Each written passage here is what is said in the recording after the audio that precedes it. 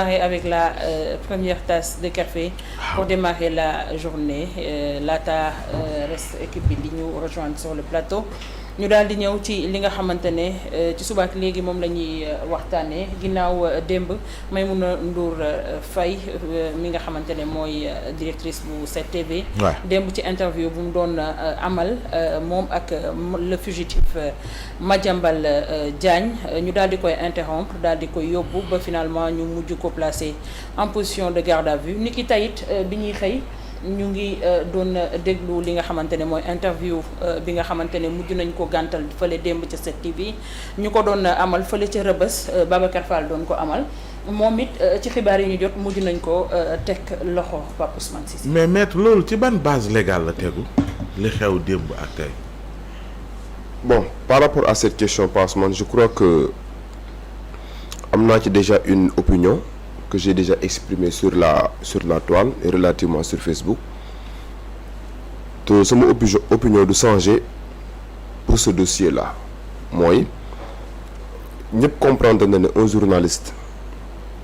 am na droit dans l'exercice de ses fonctions mu recueillir li nga xam ne tey jii moom mooy des informations ci képp koo xamante ne tey jii yaakaar na ne war na recueillir ci l'information.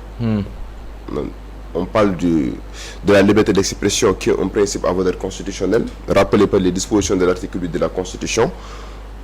On parle aussi du droit à l'information. Ouais. Et on a l'habitude de dire que la liberté d'expression est pour le journaliste, c'est ce que le droit à l'information est pour le public. Donc sur ce terrain-là yaakaar naa ne amul lenn loo xam ne war nañ ko cee wax bu rester sur les principes mais le fait d'interviewer en tout cas quelqu'un boo xamante ne au moment où je vous parle il est en cavale il est considéré aux yeux du droit comme un fugitif parce que dafa am benn dossier boo xamante ne tey jii moom la tijji à son encontre bu impliqué que ci somme boo xamante ne somme bu jéggi dayo la mu daw utiliser en tout cas des subterfuges ba daw génn réew au moment où je vous parle il fait l'objet d'une mesure de contrôle judiciaire en France. levé nañ ko. oui dinaa ci ñëw il faut faire l'objet d'une mesure de contrôle judiciaire en France mu comparaître démb par devant la cour d'appel pour ñu statuer sur la demande d'extradition et demande d'extradition bi ñu ñëwee ces avocats en tout cas ont essayé de jouer au dilatoire en essayant de renvoyer li nga xam ne tey jii moom mooy affaire bi parce que les avocats comme j'ai l'habitude de le dire à partir du moment où constaté nañ ne au fond ils n'ont pas des arguments juridiques assez solides pour tey jii nii dem dans ce sens-là ils vont s'arc-bouter sur des éléments de forme essayer guddal jëli jouer au dilatoire et le juge a aussi décidé mu éliminer li nga xam ne tey jii moom mooy pointage bi ce qui justifie li nga wax moom mooy lever mesure contrôle judiciaire mais quoi qu'on puisse dire l'instance est déjà là mooy le 4 novembre dinañ delluwaat fi nga xam ne tey jii moom mooy au niveau de la cour d'appel pour que ñu statuer sur la demande d'extradition bu fekkee dañoo war a statuer sur la demande d'extradition Ousmane il est constant que le dossier de Madiambal Diagne est en instruction gis naa ay juristes yu koy jéem a weddi parce que instruction bu amul mandat d'arrêt mënul am Sénégal la dafa bëri ñoo xamante ne nii amuñu xam-xam amuñu cette capacité cette finesse d'esprit def une analyse juridique rigoureuse ba pare da ngay wax seen wax ñu lay jéem a weddi Madiambal Diagne il fait l'objet au Sénégal d'une procédure boo xamante ne au moment où je vous parle mi ngi entre les mains du juge d'instruction bi exercer ses attributions au pôle judiciaire financier ça coule de source bi nga xam ne tey jii ni loolu am na ñëpp xam nan ci procédure pénale que lorsque la personne est inculpée par le juge d'instruction dossier bi nekk en instruction il est formellement interdit à une personne muy révéler des choses yoo xam ne ni dafa nekk ci enquête bi wala instruction bi boo jëlee article 11 du code de procédure pénale da lay wax ne li nga xam ne tey jii moom mooy le secret de l'enquête yoon daf ko protéger le secret de l'instruction yoon daf ko protéger et le seul fait que Maimouna Ndour Faye a eu outrecuidance mooy xawma ban genre moo la ko mën a traduire en wolof fitu interviewer quelqu'un boo xamante ne au moment où je vous parle dafa daw yoonu réewum dossier nekk en instruction ba am ay membres proches de sa famille nekk en détention de subir une détention provisoire ça veut dire que Maïmouna Ndour Faye elle a opéré en marge de la légalité. Pourquoi elle a opéré en marge de la légalité? Parce que rappelé naa ne les dispositions de l'article 11 tey interview Madiambal Diagne mënul ñàkk a wax ci li nga xam ne tey jii moom mooy dossier bi ki impliqué et en parlant de ce dossier bi nga xam ne moom moo ki impliqué mi ngi offrir benn tribune à ce fugitif qui a défié véritablement la justice sénégalaise de se prononcer sur un dossier boo xam ne c'est son dossier pendant état du Sénégal di ko wër mënu ko teg loxo jusqu'à ce que tey jii nii un autre état tijji benn procédure d'extradition à son encontre et la procédure d'extradition est en cours à partir de ce moment déterminé par Ousmane bépp journaliste boo xamante ne tey jii nii jël nga ses responsabilités ba interviewé ki nga xam ne tey jii moom mooy Madiambal Diagne non seulement yaa ngi défier l'institution judiciaire bi nga xam ne présentement li mbébétam mooy moom mu ñëw janoo ak justice sénégalaise par rapport ak dossier bi nga xam ne moom moo ko impliqué à la suite d'un rapport établi par la CENTIF et nonobstant cette explication que je suis en train de donner yaakaar naa ne les dispositions sont claires en la matière je vais vous citer véritablement li nga xam ne tey jii moom mooy dispositions yi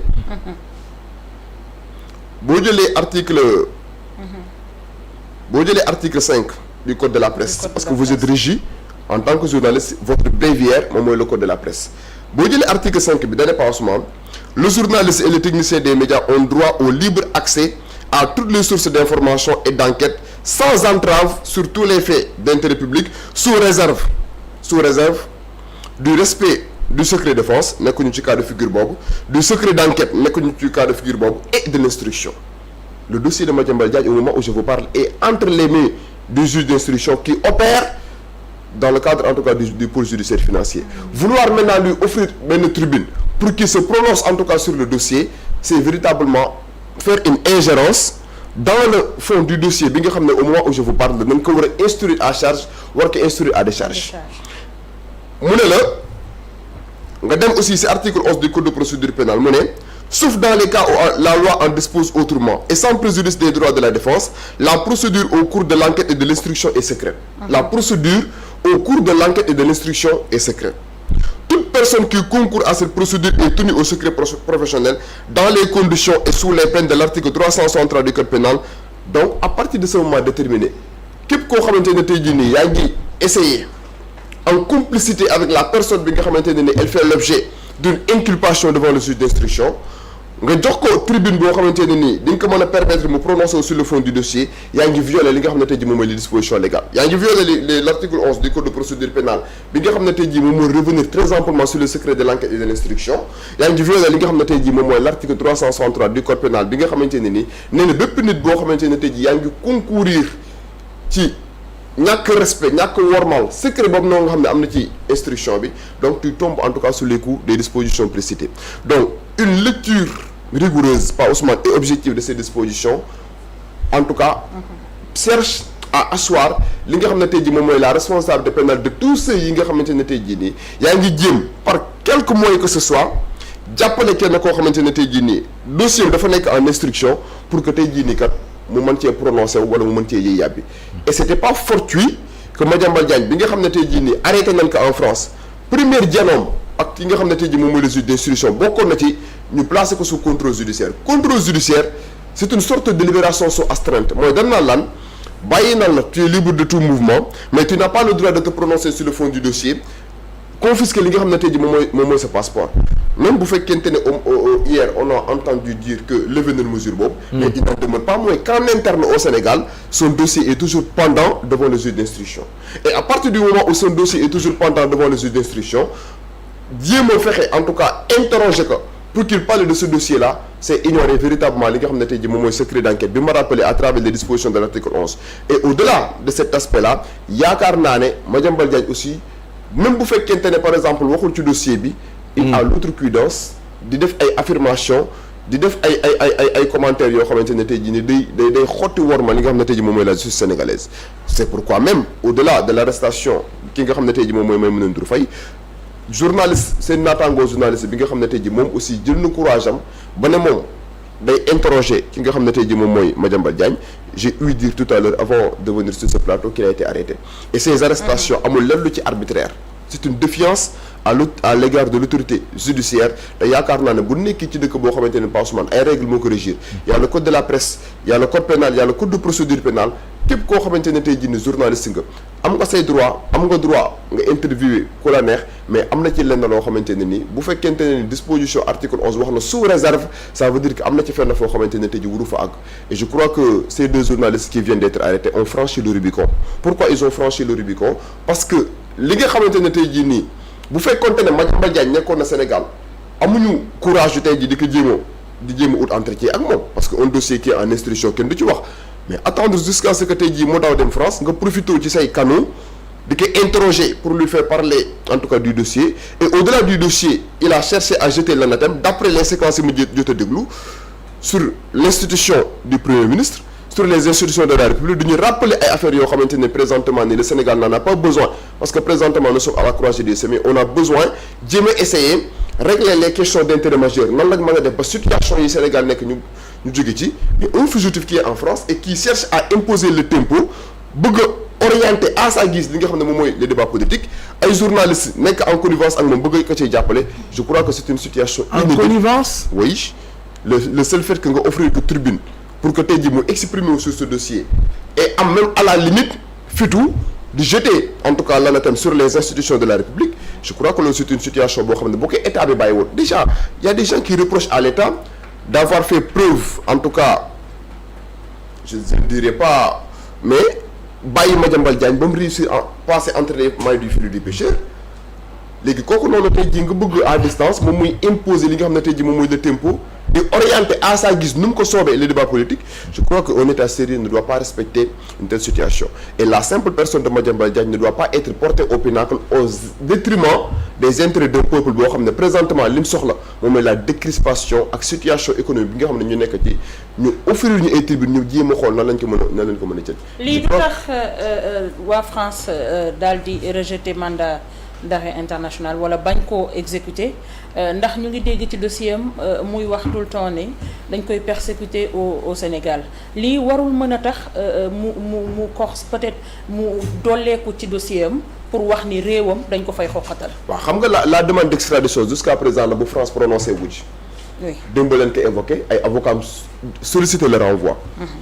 pour ñu war kaa saytuwaat. donc au moment où je vous parle d'aucuns pensent comme ni nga ko xalaatee et légitimement que Madiambal Diagne est entré à travers yenn journalistes yu nekk Sénégal di essayer du ut ay éléments yoo xamante ne ni mën na cee sukkandiku. pour dire à la justice française que je fais l'objet en tout cas d'une persécution sur le plan politique. Il y a d'aucuns qui pensent que moom li ko intéressé présentement nii mooy jéem a utiliser et moi je dis ñii doon jéem a def interview bi ils sont tombés dans le piège de Madiambal Diagne parce que li ko intéressé au-delà du fait que tey jii nii mu bëgg a imposer le tempo sénégalais yi di wax ci moom mooy concocter tey jii nii ay éléments yoo xam ne dina ko mën a permettre par devant la justice française mu ne leen gis ngeen situation bi am de il y a des journalistes qui ont essayé de recueillir en tout cas des propos de moi ñoom ñëpp arrêté nañ leen juste pour rechercher l'asile wala boog pour rechercher peut-être une clémence une mansuétude de la justice française mais je crois que c'est peine perdue parce que au fond waxoon naa leen ci émission bi passée que tous les arguments de droit méritent en faveur de l'extradition de Madiambal Diagne. Les infractions pour lesquelles il est poursuivi ne sont pas des infractions politiques, rappelez naa la fois passée, et le principe de la double incrimination ne souffre d'aucune ambiguïté. Donc de ce point de vue-là, à partir du moment où conditions yooyu noonu nekk ay conditions yu claires aux yeux de la justice française, man je suis de ceux qui pensent que au fond bu ñu demee ba saytu ba examiner scrupuleusement la demande d'extradition li nga xam ne tey jii moom mooy la conséquence de droit mooy dinaan valider la demande d'extradition indi Madiambal Diagne pour mu jàlloo ak li nga xam ne tey jii moom mooy la justice sénégalaise. Présentement li nga xam ne tey jii noonu lay opérer mooy dafa mettre en œuvre une campagne nauséabonde véritablement de déstabilisation de l'État du Sénégal à travers li nga xam ne tey jii moom mooy tribune ñu koy offrir te loolu yaakaar naa ne État du Sénégal warul mën a nangu quelqu'un boo xamante ne non seulement tu es un fugitif nga war a mën a imposer li nga xam ne tey jii moom mooy de tempo et ces arrestations qui ont été véritablement constatées depuis pratiquement hier moi je suis de ceux qui pensent que c'est des arrestations yoo xam ne amul benn caractère arbitraire. léegi lu ko utaleeg maître Ousmane Sonko bi ñu ko condamné ci mbirum Sweet Beauté ba mu dem Casamance jàppoon ni gars yi dañ ko doon jàpp mu créé foofu benn blocus nekk fa mënuñoo jotee ci moom ñu xëy suñuy naataango yu Walf def ak moom interview su ma juumul Pierre Edouard Faye la woon. ak Moustapha Diop xawma te boobu fekk na condamnation am na mais ñu dem def ak moom interview exclusive. condamnation am na. est-ce que au moment de l'interview Ousmane Sonko était en phase d'instruction. xam nga da nga ne condamnation am na. waaw je pense que dañ ko condamné na wala moment bi ñu. avant condamnation. waaw bi mu waree wuy ji. waaw bi mu waree wuy ji la woon. voilà bu fekkee ne condamnation amagul woon. mais pas Ousmane. waaw nekkul woon sous mandat d'arrêt. Au-delà du fait que nekkul woon sous mandat d'arrêt il faut comprendre que Ousmane Sonko il a été pourchassé jusqu'en Casamance. dama ne il a été pourchassé jusqu'en Casamance. le seul fait que peut-être mu réussir def entretien boobu noonu. peut-être li nga xam ne tey jii moom mooy les forces de défense et de sécurité. doon nañ éviter yenn situation yi am. mais demoon nañ ba Casamance pour jëli ko. il a été barricadé en Casamance. ça veut dire que nekkuloon présentement moment boo xamante ne état du Sénégal dafa baissé woon les bras bàyyi ko mu def interview boobu non. ils s'étaient réfugiés en Casamance mais ils ont essayé à travers les forces de défense et de sécurité de pourchasser Ousmane Sonko pour jàpp ko jibal ki nga xam ne moom mooy. dama bëgg a wax ni foofu teewul interview bi am na te jàll na. mais ñi def interview bi ils avaient opéré en marge de la légalité parce que un dossier bu nekk en instruction aucun journaliste laa la wax warul am outrecuidance de interroger l'inculpé en la matière li ma wax ça coule de source que Walfadjri def ko que beneen chaîne def ko ça coule de source. c'est du pareil au même. Et c'était à l'État de prendre ses responsabilités. C'était à l'État, mais l'État avait pris ses responsabilités parce que je vous ai dit que Ousmane Sonko avait été pourchassé par Ousmane. Il faut comprendre que moment boobu noonu ce sont les Casamançais ñoom ñoo barricadé woon li nga xam ne tey jii moom mooy kër Ousmane Sonko parce que comprendre nañ ne. situation bi nga xamante ne moom moo waroon a nécessiter son arrestation c'était une situation arbitraire. Donc l'État du Sénégal de l'époque avait pris ses responsabilités. Et je crois que la comparaison maa ngi gis ñu koy def depuis hier comparaison bi bokkul parce que le statut de Ousmane Sonko ak le statut actuel de Madiambal Diagne bokkul. le statut actuel il fait l'objet d'un mandat d'arrêt. Il a utilisé des contorsions pour sortir du territoire sénégalais en laissant derrière lui un dossier boo xamante ne tey jii ñi ci jàpp. ba nekk en détention provisoire ba ñuy wax ne présentement am na kenn ku ci nekk pavillon spécial moom ci responsabilité am la ñooñu loolu dalee sur le plan en tout cas de la. En dehors du cadre légal affaire de famille loolu c'est sa responsabilité. boo nangoo jël sa jabar sa doom ñu nekk ci situation yu terrible yow nga daw ba pare di comporter wu comme si de rien n'était loolu sa responsabilité la mais du point de vue de la légalité li nga xam ne tey jii Madiambal Diagne moom la nekkee France bëgg imposer le tempo bëgg orienter le débat public à sa guise alors qu'au moment où je vous parle c'est un fugitif yaakaar naa ne pas Ousmane vouloir cautionner wala di jéem a utiliser benn moyen pour recueillir. En tout cas la moindre expression de Madiambal Diagne c'est être véritablement en complicité ak li nga xam ne tey jii moom la nekkee c'est aussi essayer de déstabiliser li nga xam ne tey jii moom mooy l'État du Sénégal te Madiambal Diagne campagne boobu noonu la orchestré. te bépp journaliste boo xamante ne tey jii nii yaa ngi ko ciy jéem a jàppale yaakaar naa ne dañ la war a. bu ci tuddee ay kilifa nag yoo xam te ne jamono ji ay ministre lañu nag ni jot naa wax ak ñoom ci dossier yi. jot naa wax ak ñoom mais